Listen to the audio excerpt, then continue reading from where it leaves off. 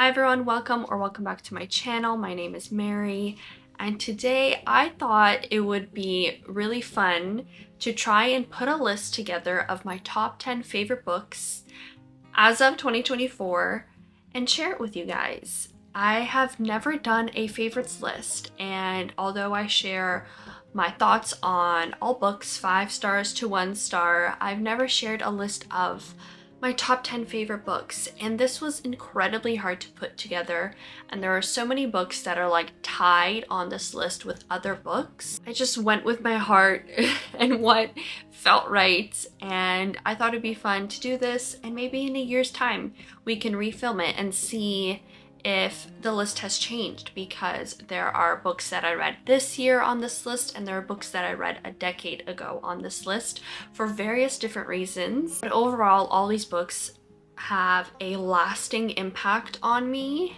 and I would recommend them to almost anybody, depending on obviously what people's taste in books are, but overall these are just my tried and true favorite books, and all of them have somewhat shaped me to be a different person and a better person. Looking back, they've all just hit me in the right way that you want books to. So without further ado, let's get into this list because I'm sure I'll be rambling. Also, these are not in any particular order. I would say probably like the top 5 to 6 to 7 maybe. Yeah, probably top 5 are like my set in stone tried and true books, and then after that there is no specific order, but even then I don't know, but no specific order when it comes to these books. The first book on this list will surprise nobody if you've been around on my channel this year, and that is The Winners by Frederick Bachman. This is the 3rd book in the Beartown trilogy. I have no words when it comes to this book. And I talk about this book specifically because it is probably my favorite in this series. It is the biggest book in this series, and it is the most heartbreaking book ever. I sobbed, especially reading the last probably 80 pages, probably where you can see me dog-earing most of the pages down here. Oh god. This series, obviously I can't go into context as to what book 3 is about, but this series in general follows a little town where hockey kind of rules everything in this town. The politics, the relationships, everyone lives and breathes and dies for hockey. You follow along a cast of characters that all of them are impacted in different ways, and you follow the first book, a tragedy that kind of shakes the forces of hockey, and it will make or break many people that are in this atmosphere, cult-like team called Beartown. That might not seem very interesting because it is primarily marketed as obviously a book about a hockey team, but it is way more than that. It is a exploration on relationships and power dynamics and morality and also values. There are so many deep topics that are discussed throughout this series, and each book just gets better, and this book was honestly a perfect ending to the trilogy. Heartbreaking. You will not be really happy with the book, but I don't see any ending that is any more perfect than this one, even though it broke my heart. So I love this series so much. I recommend it to anybody that needs a nice fiction series, and I love it. The next book will also come to no surprise for anyone that's been on my channel for a bit, and that would be The Brothers Karamazov by Fyodor Dostoevsky. Oh my god, this was my favorite book of last year. It is a book that I think about probably once or twice a week minimum, and this was such a labor of love and dedication and work to get through. It is also my first Dostoevsky, I don't know how I made it my first Dostoevsky, but I did. This book, it is obviously a Russian classic, and it is a book about three brothers who have rough relationships with each other and their father ends up dead. And it is kind of like a whodunit, but also just following along the ways that each brother grieves, as well as how they figure out their brotherhood and dynamic with each other. And you're mostly following Alyosha. I have to say, Alyosha is like in my heart. I loved him as a character. He lives rent-free in my head. There's just something about this book that I have no words for. It is long. I wouldn't say hard to get through, but it is very dense to the point where you can be reflective on every single page, and it can take you over a year to finish this book. The method I went with when reading this book was to just kind of get through it. Don't sit and reflect too much, so that I can just get through the story, enjoy the story, and knowing that I will reread this in the future and more things will come out as I read and reread, and went into this without putting pressure on myself to understand everything and to dissect everything and provide meaning and dissect meaning out of every line, because you can do that. But I just went through it, went with the flow, and you can see I annotated a lot. I could have annotated a lot more, but I refrained from just trying to sit with it for too long because it was so intimidating for me to read. But I read it quite fast. I have a whole vlog about this book where I go into depth of my first impressions and feelings. But this is such a complex story, and it's so detailed and it's so beautifully written. And although at times it may seem boring to many people, I found it fascinating the entire time. And I just loved it. I would just say, take your time with this. Don't rush it, but also don't make yourself feel like you need to understand every single thing in this book. And I hope you guys love it as much as I do. The next book I have here was probably my favorite book for majority of my life, or at least whenever someone asked after I read this book for the first time, it would be my automatic answer for my favorite book.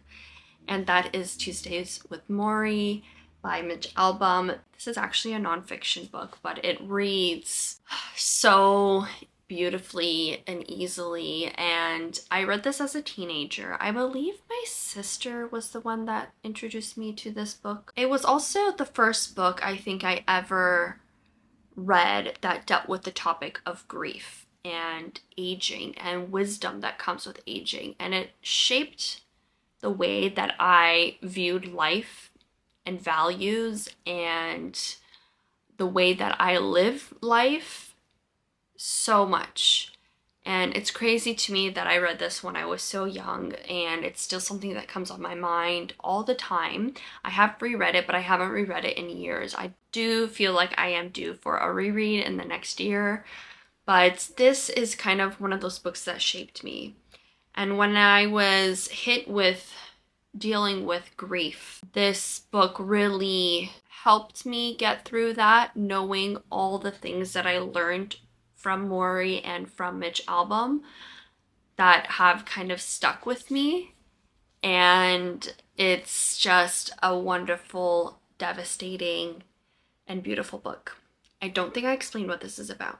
This is about Mitch Albom, and he had a professor in university named Morrie Schwartz. They had a beautiful relationship when he was in university, and after university he kind of lost touch with him, but then rekindled their relationship and friendship when Morrie found out that, when Mitch found out that Morrie was on his deathbed. So then he went and met with Morrie every Tuesday for, I think it was a year, if not, maybe less, maybe more, but it was a significant amount of time where he met with him, and they just had conversations, and he saw them as lectures again about life and all the tips and knowledge and wisdom that Morrie wants to share. And he turned it into a book. And I believe he recorded them as well. And there is a movie about this. I did watch the movie, and yeah. So that's the premise of how this book came to be, and it was just one of the, if not the most life-changing book that I have ever read. The next book is also a Frederick Bachman book, and that is A Man Called Ove, however you want to say. This was my first Frederick Bachman book, and it kind of was the gateway drug into all of his books. And I instantly fell in love with this story. I instantly fell in love with Frederick Bachman's writing. His writing is so specific to him, and it is so beautiful. It is funny. It is witty. Just beautiful writing. And to know that, I always say this, his books are translated is mind-boggling to me, because translated works don't always work for me, and this, I cannot say any better things about his writing. The Man Called Ove is a story about a man called Ove, who is an older gentleman who is grumpy and bitter and not a nice person to be around, but under his really hearty and mean exterior is a soft inside. And you follow along him after he lost his wife, and he wants to himself, and it just does not work no matter how hard he tries. And I'm laughing because it's not funny, but it is a funny story, and the way that it is presented and written comes across more lighthearted than the topic itself. And he kind of gets interweaved with a new family on his block. And you just follow along him finding basically a newfound family and zest for life, and it is just the most beautiful book. I loved it. Highly recommend it. It is a bit heavy in the beginning, but after that, you are just living in a world where you want to hug this man and appreciate the wisdom that he brings to all the people around him. I need water. The next book on my top 10 list is a series, but I would probably say the first book is my favorite. It's really hard for me to decide.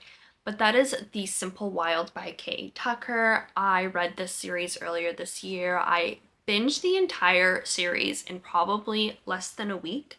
It is a 4-book series. It is 3 books and 1 novella.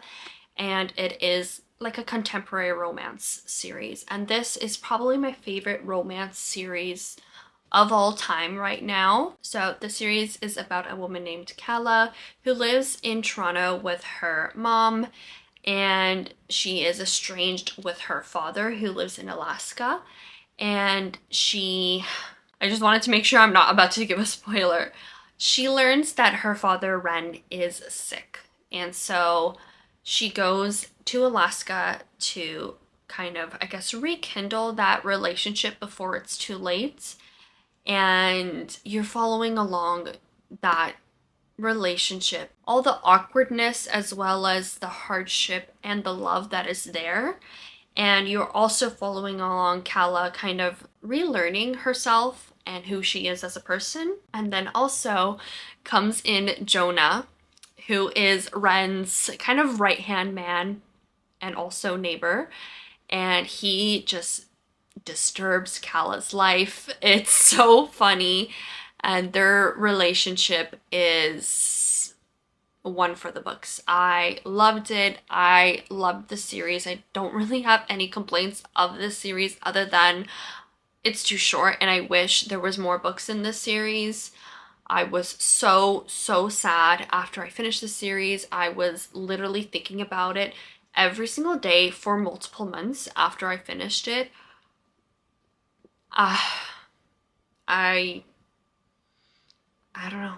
This is also a series for me that doesn't blend in my brain with other romances. I find a lot of romances, although I love them, after a long time away from them, I kind of mix romances together. but this series is so iconic and individual that I never combine this story with another one when I'm trying to recall what it's about or if I'm talking about it. It is so distinct and so memorable, and that alone shows how much I loved this and how unique this was when I read it. The next book I have here is probably the shortest on the list, and that is Letters to a Young Poet by Rainer Maria Rilke. This is also a nonfiction, literally tiny. So this book is 46 pages. Now, this book is about, or it's filled with letters that Rilke was writing to an aspiring writer about the beauty and the hustle of art, and also the influence that has on your life and your passion and who you are as a person. And this, if I really wanted to, I could have underlined every single page on this book. Rilke's writing in his letters was so beautiful. Every single sentence had meaning and had a punch to it, and it had some type of impact when you read it. Although this is 46 pages, you could spend a whole day just reading and dissecting this. This is pure gold when it comes to motivation and kind of the dedication of art in life. If you are anyone that enjoys any type of creating art, whether that is writing a book, music, singing, painting, literally anything that is artistic, this is it. This was so beautifully written, so inspiring, and a book that has stayed with me ever since I read it, and I would love to reread this every year of my life going forward. The next book I have here, I think might be my favorite romance of all time. And although we've got the Simple Wild series, that is very contemporary. It is a lot of information about Kala's life outside of the relationship in the story. And this one is just a good old romance. And that is The 7-Year Slip by Ashley Poston. This was beautiful. First of all, the concept of this story is amazing. And the writing in this story is so atmospheric. I felt like I was there in New York City with Clementine, and it just felt so real and so alive. I loved Ashley Poston's writing. So this book does have some magical realism in it. So you're following Clementine, who her aunt passes away, and I think she inherits the apartment from her aunt. She's always heard that this apartment has like these magical abilities, but never experienced them herself until one day she goes back to the apartment, and it is 7 years in the past, and she meets a man named Ivan, and chemistry is flying. This is just a wonderful book about grief, about love, about perseverance. So realistic. I loved everything that this book was about. I loved the relationship. Perfection. Straight perfection. And this is my favorite book by Ashley Poston. I have some of her books are 2 stars, some of her books are 4 stars for me. So I'm really, really hoping in the future she comes out with another banger, because this was gold. Straight gold. The next book I have on my top 10 list, I think this is book 8, is also part of a series, and that is The Ballad of Never After by Stephanie Garber. This is the second book in the Once Upon a Broken Heart series, and this is by far my favorite book in that series. This is kind of reflective, so I'm just going to put it down. Obviously, I can't go into what this book is about, but the series in total is kind of linked to her Caraval series, but you can read it separately. I actually read this series before I read Caraval, so I had something spoiled for me, but not that much. But you're following Evangeline, and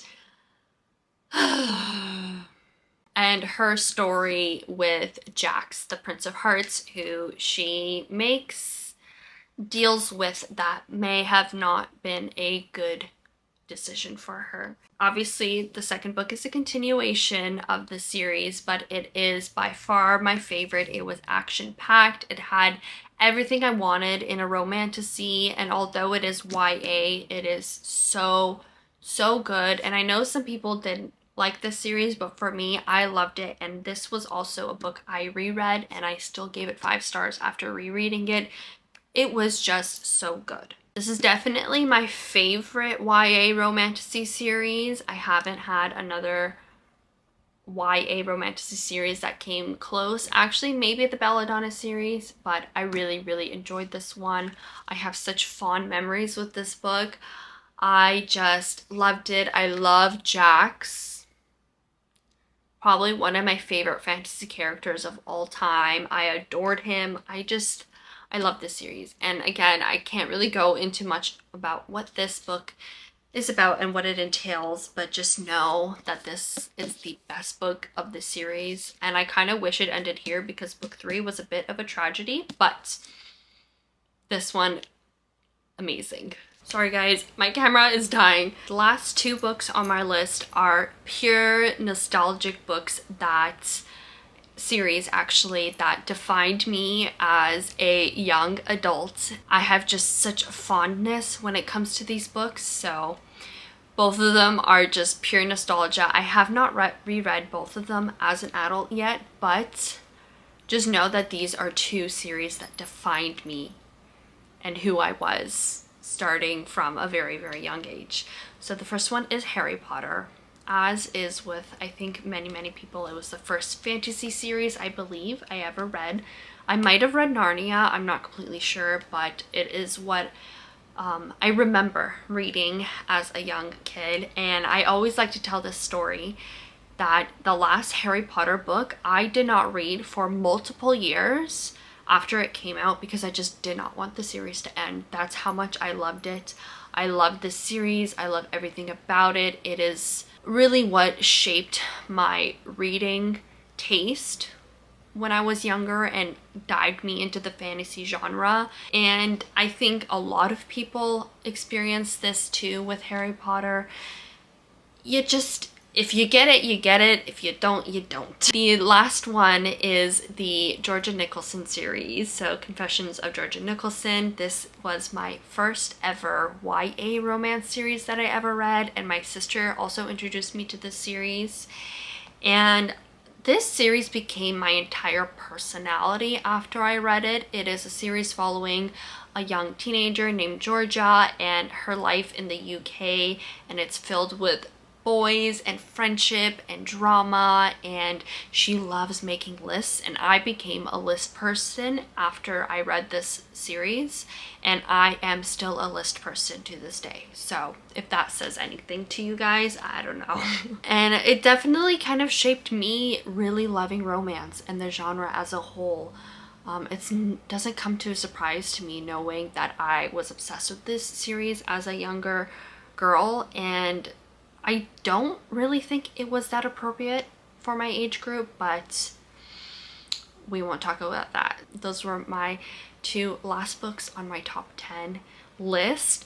There are so many books that could be on this list, but I just tried to keep it to that 10 and the most impactful to me in this present day moment. Let me know what is on your top 10, your top 5, and let me know if you guys have also read any of these books and if you love them. If you didn't, maybe keep that to yourself, because reading is subjective. We all like what we like and we don't like what we don't like, and that is good. I'm happy if you love these books. If you didn't love them and you loved other books that I didn't love, I'm also happy about that. So thank you for spending this time with me and hearing me ramble about all the books that I love. I would love to hear what your favorite books are, and I will see you all in my next video. Bye! Lazy Sunday mornings, hiding under covers. I don't mind staying in with you. Play your favorite movie, laying right beside me. I don't mind when it's just